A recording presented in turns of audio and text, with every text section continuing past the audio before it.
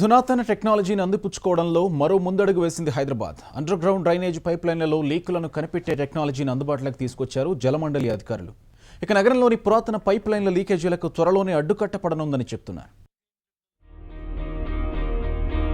హైదరాబాద్ మహానగరంలో పురాతన పైప్లైన్లను అధ్యయనం చేసేందుకు ఎన్జీఆర్ఐ ముందుకొచ్చింది. అండర్ గ్రౌండ్ డ్రైనేజీ పైప్లైన్లలో ఎక్కడ లీకులు ఏర్పడ్డాయో గుర్తించే గ్రౌండ్ పెనెట్రేటింగ్ రాడార్ జీఆర్పీ సాంకేతిక విధానాన్ని అందుబాటులోకి తీసుకొచ్చారు. భూమిపై నుంచి రాడార్ సహాయంతో తరంగాలను లోపలికి పంపిస్తారు. దీని ద్వారా ఎక్కడ లీకులు ఏర్పడ్డాయో అంచనాకు వస్తారు. ఈ సరికొత్త టెక్నాలజీతో సమస్య త్వరితగతిన పరిష్కారమయ్యేందుకు ఆస్కారం ఉందని చెప్తున్నారు జీఆర్పీ సైంటిస్టులు. So what we are going to do is we are running the GPR, ground penetration radar, across the pipeline to characterize the soil, and we are going to do the feasibility study in the known areas.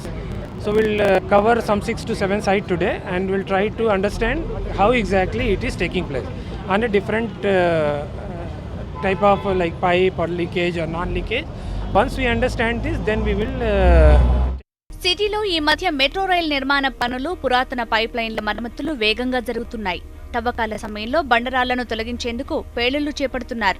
ఈ పేలుళ్ల ధాటికి పైప్లైన్లకు రంధ్రాలు పడుతున్నాయి. ఫలితంగా లీకులు ఎక్కువగా ఏర్పడుతున్నాయి. దీంతో పలు ప్రాంతాల్లో భూమి హఠాత్తుగా కుంగిపోయిన పరిస్థితులు ఏర్పడ్డాయి.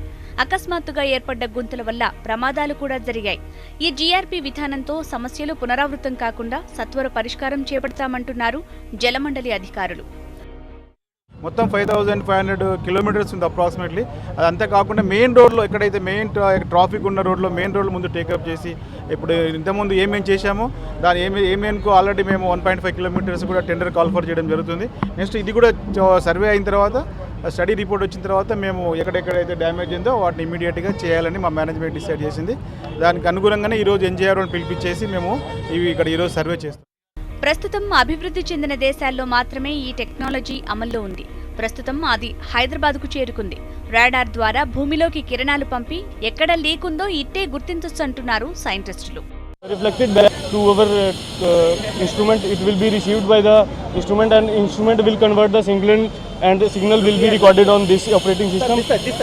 And then we'll take this data to NGRI. We'll process over there in our specialized softwares, and we'll try to find out this from where these pipes are going on and their exact locations, and whether there is any fissure or something like that inside the pipes.